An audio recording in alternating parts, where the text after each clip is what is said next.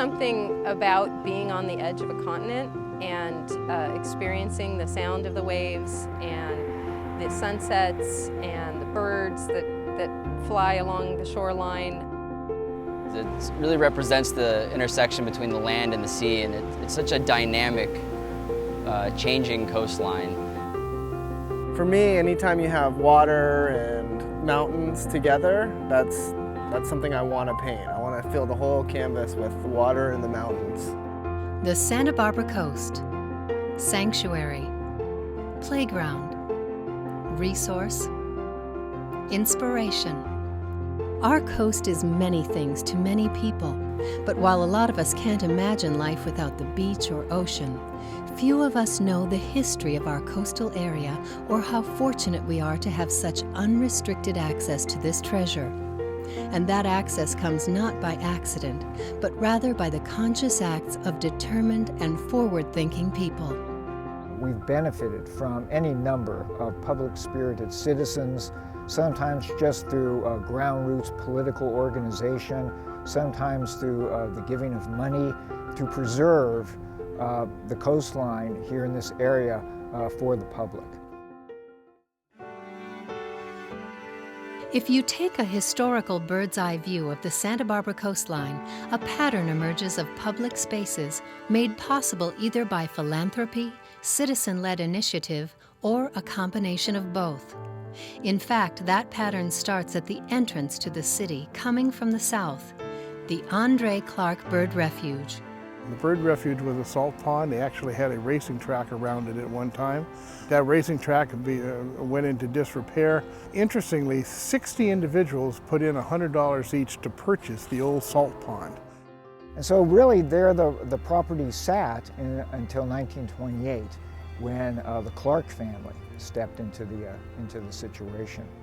So Anna and her daughter Huguette decided to give $50,000 to the city to develop the area into a true refuge, a true city park. And that pattern of philanthropic preservation of coastal land continued from there. From David Gray's construction and donation of the Cabrillo Pavilion to the citizen-led effort to preserve Shoreline Park. Shoreline Park had been threatened with apartment buildings a number of times. In the city, working in combination with a local citizens group, Save Our Shoreline, put together a bond issue that essentially the city condemned and the bond issue paid for the improvements to what today is one of the most magnificent viewing areas along the western end of the city's waterfront area. More recently, the last stretch of undeveloped open space in the city was saved by a strong grassroots effort. Beautiful piece of property which had been a nursery. It was called the Wilcox property. There was an opportunity that came forward that the developers who had purchased that property for a senior care facility actually entered into negotiations with members of the community about purchasing it for open space and merging it into the city's park system. A local effort to raise funds to do that took place, and very frankly, we got very, very close. And it was the Douglas family, Michael Douglas specifically, who stepped forward in the name of his father, who basically came up with the bridge funding in order to complete that sale. So today what you have is the Douglas Family Preserve being a beautiful natural area, which is really, really popular. After a century of this private to public land transfer, about 60% of the more than 6 miles of Santa Barbara's coast is publicly held, and all of it is accessible. But acquisition of this land is only part of the story. The city has also taken on the responsibility of protecting, enhancing, and enlivening this area as well. Well, we have a ton of recreational activities, starting with fishing. We have charter boats that take folks half-day and three-quarter-day fishing, but you can rent sailboats, you can rent paddle boards, kayaks. This place in the summertime is abuzz with recreational activity. There's a couple things we do. First of all, we maintain 4.2 miles of beach here. We provide a lifeguard service in the summertime, so our beaches are well maintained. We provide beach volleyball courts for people to drop in and use at no cost. Just about every city summer camp uses the beach in some manner or form, and so we have beach volleyball clinics, our junior lifeguard program. We have other camps that are for kids ages 6 to 10, where they just get a bigger appreciation of the ocean, the beach environment, and how to, be good stewards of that moving forward.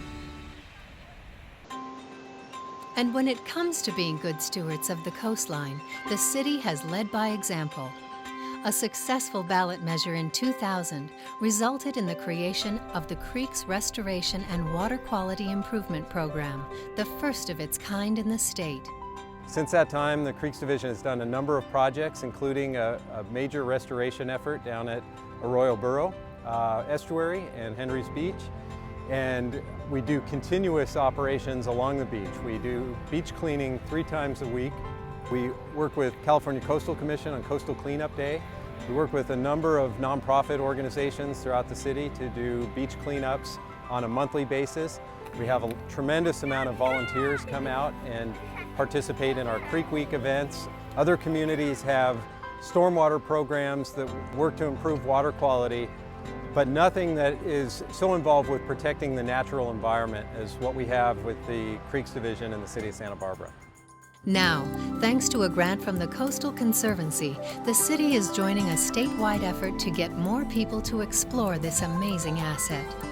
The City of Santa Barbara was granted funds from the Coastal Conservancy under our Explore the Coast grant program to enhance the interpretation along the coastline in the City of Santa Barbara through signage and electronic media and informational products such as brochures. People come to the coast and they want to know the history, they want to know the resources that surround them, they want to understand a little bit about climate change and how it might affect the coast, so we're promoting that project. The Santa Barbara Coastal Outreach and Education Project will work in conjunction with the California Coastal Trail, a network of trails along California's coast intended to promote use of the resource and connect communities. The intent of the Coastal Trail in California is to enhance the visitors' experience to the coast and our beautiful shoreline, and to provide a recreational outlet for the public. In our project, our goals are to communicate the various aspects of our coast that are special to us, whether it's historical significance, cultural significance, the ecological significance of it, and provide residents and visitors with tools to learn more about the coastline. To aid in that education effort, the Parks and Recreation Department has produced media that explain the historical significance of particular sites along the trail. For example, a podcast of Stearns Wharf reveals the crucial role it played in the development of the city after it was constructed in 1872. Before that time, Santa Barbara was by and large sort of cut off from the outside world. I mean, you did have the stagecoach, but there was no railroad yet. And oftentimes high tides, storms, etc. would either cut off access through the passes, or further down in the Rincon area, they couldn't get through if the tides or storms were bad enough. Actually, the construction of the wharf, I think you can fairly say, jump-started the city as we know it. It became easier to unload lumber, which became easier to build homes, which became easier to build a real community. And as the community began to grow, then you really began to get the demands for infrastructure, which of course is followed by the railroad, and it all built upon itself. Podcasts will also delve into the environmental significance of areas along our coast. Santa Barbara's coastline is very diverse. We have bluff tops in the Mesa area of Santa Barbara. We've got coastal estuaries from Arroyo Burro to Mission down to Sycamore.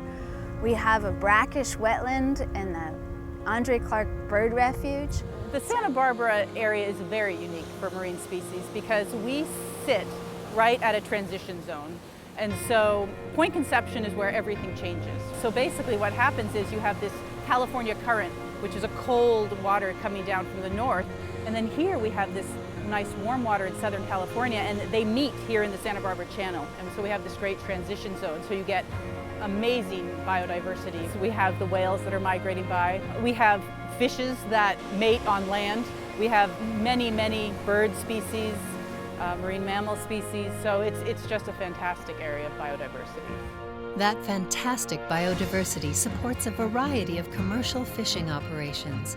We have a lot of different fisheries here. Sea urchins is huge. I believe we're the #1 sea urchin port in the country. We also have lobsters and crab, white sea bass and yellowtail and sharks and swordfish, a whole range of fisheries that add up to about 10 or 11 million pounds a year. It's a thriving business. But the coastal environment is a dynamic one and always changing. One of the great questions outstanding is just how fast it's changing, especially in regards to sea level rise. We have very narrow beaches here, as you can see, and we have a receding coastline. And so we're going to see a lot more of things like this, a lot more flooding, and everything you see during a big storm event and dramatic events like this will be happening more frequently. Scientists know this because while this year's El Niño so far hasn't delivered the rain expected, it has provided something else of value: data. What we're doing along the beaches and coastline of Santa Barbara is making high-resolution scans with our equipment to measure the coastal change throughout El Niño. And during El Niño, we have sea levels that have been raised about 20 to 30 centimeters. This is the projected sea level rise for the end of the 21st century. So this year is a very good kind of window into what we might be seeing more of. And so in a lot of places where we have cliffs and where we have just infrastructure that's right up to the edge, we do not have the opportunity for those beach ecosystems to move inland. And so they're stuck. And with that rise in sea level, as well as the potential for additional coastal storms, we may be looking at and need to look at ways to further protect our infrastructure and identify new ways of managing the ecological areas of our coast as well. The Coastal Education and Outreach Project looks to inform the public about this exceptionally valuable yet vulnerable resource. It's hoped that the knowledge of the tremendous efforts of so many, both in the past and today, will lead to a better appreciation of this magical place. What they started back in the 1920s, we're now a century from that particular, and we're enjoying the benefits of that. Science can help predict changes and things that are going to happen to our coastline, but which solutions that we choose really reflect our values. Local knowledge and values clarification can really help us work towards protecting the coastline and keeping it in its natural state. There is so much history here. There's so much to see and do right here, right now, that you wouldn't want to miss it, and you might want to spend a considerable amount of time in this area itself.